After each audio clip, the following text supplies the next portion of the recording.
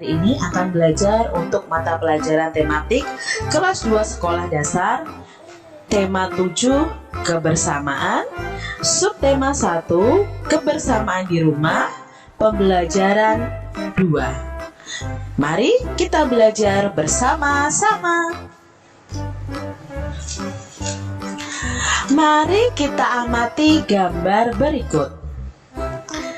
Adik-adik, ini gambar Siti, Beni, Udin, dan teman-temannya sedang bermain di kolam renang. Mereka memakai baju renang ketika mereka melakukan kegiatan di dalam kolam renang. Kira-kira mereka sedang bermain apa ya adik-adik? Mari kita cari tahu.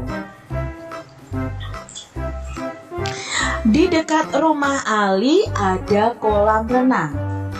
Hampir setiap hari Minggu, Ali bersama teman-temannya bermain di kolam renang. Hari ini mereka asyik bermain menjaring ikan. Mereka bermain di kolam yang dangkal. Dalam permainan menjaring ikan, terdapat gerakan berjalan di air. Ternyata Ali dan teman-temannya ini sedang bermain menjaring ikan adik-adik. Mereka bermain menjaring ikan di kolam yang dangkal atau kolam yang tidak terlalu dalam. Dalam permainan menjaring ikan, ada gerakan berjalan di air. Kita lihat gerakan berjalan di air. Bagaimana sih cara kita berjalan di dalam air yang baik dan benar? Pertama, posisi tubuh saat jalan kaki di dalam air adalah punggungnya lurus dan bahunya tegak. Dengan punggung yang lurus ini mengharuskan otot perut kita akan melawan tekanan air saat bergerak maju ke depan. Untuk posisi kaki nih, melangkahlah seperti kalian berjalan biasa, dengan tumit menginjak lantai kolam terlebih dahulu, baru jari kaki yang menyentuh lantai kolam. Dalam setiap gerakan melangkah, angkat juga lutut kita lebih tinggi untuk melibatkan otot perut lagi. Jadi otot perut di sini kita akan terlatih adik-adik. Saat berjalan, ayunkan juga tangan kita. Mau berjalan di dalam air atau di luar air pun, saat kita berjalan, tangan kita juga mengayun adik-adik. Nah, mengayunnya itu berlawanan arah dengan kaki saat melangkah. Jika kaki yang melangkah adalah kaki kiri, maka tangan yang mengayun adalah tangan kanan. Karena kebalikannya adik-adik. Itu tadi cara berjalan di dalam air yang benar. Lalu berjalan di dalam air ini digunakan untuk bermain menjaring ikan di air. Bagaimana ya cara bermain menjaring ikan di air? Ayo, bagaimana caranya? Kita lihat caranya menjaring ikan di air. Dalam permainan menjaring ikan, harus ada yang menjadi ikan dan yang menjadi jaring. Jadi kalau kalian bermain dengan teman-teman kalian, harus dibagi menjadi dua. Ada yang menjadi ikan, ada yang menjadi jaring. Bisa kalian lakukan dengan cara home pimpa. Ikan harus berlari menghindari jaring. Jadi yang menjadi ikan harus berlari nih. Tapi hati-hati adik-adik kalau berlari di dalam kolam renang. Kalian bisa saja terpeleset. Jadi kalian juga harus memperhatikan keselamatan kalian. Lalu si jaring harus berusaha menangkap ikannya. Jadi anak-anak yang menjadi jaring harus berusaha menangkap ikannya. Yang menjadi jaring harus bergandengan tangan. Jadi kalau ada anak yang menjadi jaring harus bergandengan tangan dengan temannya. Lalu ketika menangkap ikannya, mereka harus memutari ikannya supaya ikannya tidak lepas. Itu cara menjaring ikan di kolam renang. Adik-adik harus tetap perhatikan keselamatannya dan minta orang dewasa untuk mengawasi. Adik-adik bisa lakukan ini bersama teman-teman kalian. Bisa kalian lakukan di kolam renang maupun di lapangan. Jadi bisa juga di lapangan kalian lakukan permainan ini. Setelah menjaring ikan, Ali dan teman-temannya duduk di tepi kolam. Ali bercerita tentang dongeng ular dan tikus. Kita lihat nih cerita dongeng ular dan tikus. Dongeng ini sudah ada di pembelajaran 1 adik-adik. Di sebuah gurun pasir, hiduplah ular dan tikus pasir. Sebenarnya sang ular sangat ingin memangsa tikus, sedangkan tikus berusaha mencari akal agar ular tidak lagi berniat memangsanya. Saat itu sang ular sangat lapar, padahal ia sedang tidak mempunyai sedikit pun makanan. Sedangkan tikus yang berada tidak jauh dari sang ular sedang asik melihat makanannya. Sang ular merasa tidak senang melihat kelakuan tikus. Dengarkan ucapanku, wahai tikus yang angkuh. Aku pasti akan mendapatkan tubuhmu yang mungil dan lezat itu, kata si ular. Hei ular, berusaha dan bekerjalah. Jangan hanya berani mengancam. Kalau hanya mengancam, seekor semut pun bisa, jawab si tikus. Sang ular sangat marah mendengar ejekan tikus. Ia lalu kembali ke sarangnya dengan perut yang lapar. Sedangkan tikus masih lahap dengan makanannya. Waktu terus berjalan, tetapi ular tidak juga menemukan makanan. Ia juga enggan untuk keluar dari sarangnya. Sementara itu tikus sudah lelap dalam sarangnya. Ular yang masih dalam keadaan lapar segera mengendap-endap mendekati sarang tikus, meski ia masih sangat kesal terhadap tikus. Dan kini ular telah berada di sisi tikus yang sedang tidur pulas.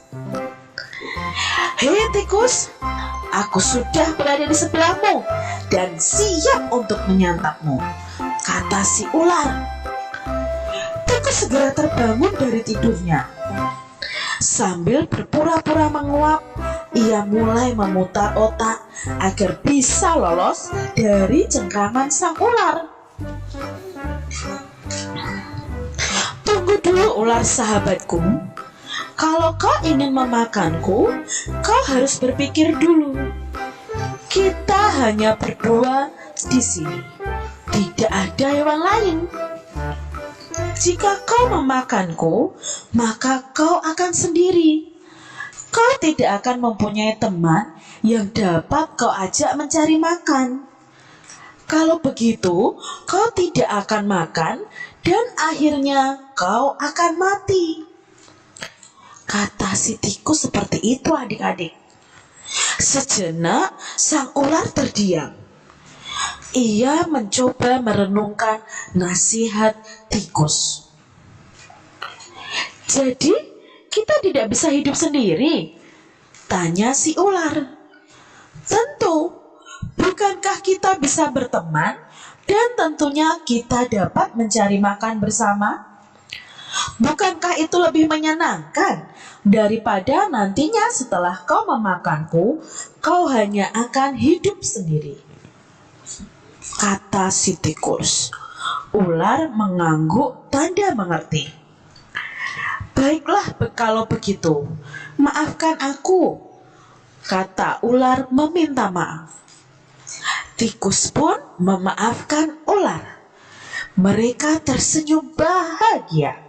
Kemudian beranjak mencari makanan bersama-sama. Dongeng ini ciptaan Kak Nurgaini Solihati tahun 2007. Apa itu dongeng? Masih ingatkah kalian apa itu dongeng? Dongeng adalah cerita yang belum diketahui kebenarannya. Salah satu contoh dongeng adalah fabel. Fabel itu cerita yang tokohnya hewan atau binatang. Dongeng fabel sendiri ada ciri-cirinya. Yuk kita simak penjelasan berikut. Ciri-ciri dongeng fabel. Yang pertama adalah menggunakan hewan sebagai tokoh cerita. Jadi tokoh ceritanya ini adalah hewan atau binatang. Yang kedua, tokoh hewan memiliki karakter dan sifat yang sama seperti manusia. Seakan-akan mereka bisa berbicara, mereka mempunyai karakter seperti manusia. Memiliki alur cerita. Pasti dalam dongeng itu ada alur ceritanya, adik-adik. Berikutnya, memiliki pesan-pesan kebaikan di dalam ceritanya. Jadi pesan-pesan atau amanat dari cerita itu bisa kita ambil, bisa kita gunakan untuk kehidupan kita sehari-hari. Dalam dongeng ada unsur-unsurnya. Yang pertama pasti ada tokoh dalam dongeng tersebut. Tokoh yang berperan dalam cerita tersebut. Tadi yang berperan adalah ular dan tikus. Berikutnya ada latar, tempat terjadinya dongeng. Watak, sifat dari masing-masing tokoh dalam dongeng tersebut. Tadi ular sifatnya pemalas, serakah, ingin memakan si tikus, tidak mau bekerja. Sedangkan si tikus rajin, mau menasehati temannya, bijaksana, mau memaafkan. Itu watak dan sifat si tikus. Amanat. Amanat adalah pesan dalam sebuah cerita atau dongeng. Cerita ular dan tikus tadi ada pesannya untuk adik-adik. Apa pesannya? Ya, kita tidak bisa hidup sendiri. Kita harus hidup bersama dengan orang lain. Harus saling membantu. Tidak boleh serakah, tidak boleh angkuh. Itu adik-adik. Unsur-unsur dongeng. Di sini ada 3 orang anak. Coba kalian perhatikan warna kulit mereka, warna rambut mereka, warna mata mereka. Apakah berbeda-beda? Iya adik-adik, mereka memiliki karakteristik tubuh yang berbeda-beda. Yuk kita kenalan dengan mereka. Yang pertama, namaku Nino. Rambutku lurus dan pendek berwarna coklat. Namaku Jenny. Rambutku keriting dan berwarna coklat kemerahan. Namaku Rere. Rambutku lurus bergelombang dan berwarna kuning. Wah, mereka memiliki karakteristik tubuh yang berbeda-beda. Ada yang rambutnya lurus, keriting, bergelombang, dan sebagainya. Coba kamu amati teman-temanmu. Apakah ada yang sama denganmu? Setiap orang diciptakan berbeda-beda adik-adik. Walaupun berbeda, kita ini semuanya adalah ciptaan Tuhan, pasti baik adanya. Tuhan menciptakan manusia itu begitu sempurna. Walaupun kami berbeda karakteristik tubuh, kami tetap rukun, kata si Niko. Jadi adik-adik, walaupun kalian berbeda karakteristik tubuh dengan teman-teman kalian, kalian harus tetap hidup rukun. Kami saling menghormati dan tidak mengejek, kata Jenny. Mereka saling menghormati walaupun berbeda karakteristik tubuh. Mereka tidak mengejek. Ih, rambut kamu jelek ya. Ih, warna kulit kamu hitam ya. Tidak boleh seperti itu adik-adik. Jadi kita harus menghormati dan tidak mengejek teman-teman kita yang berbeda karakteristik tubuh dengan kita.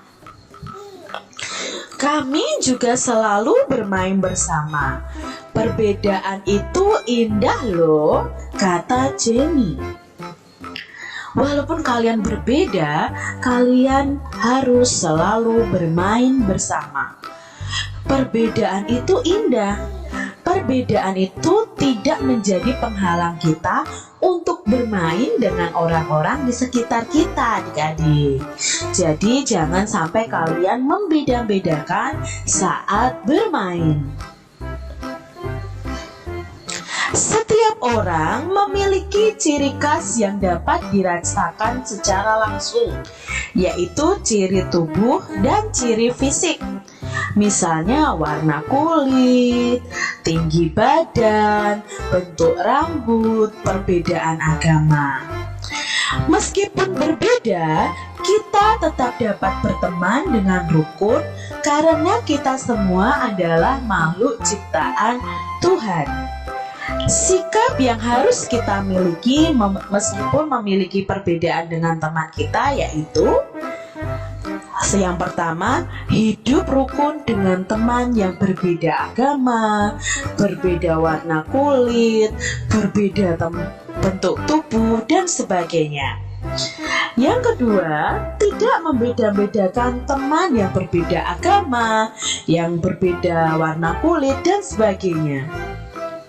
Saling menghargai dan menghormati teman.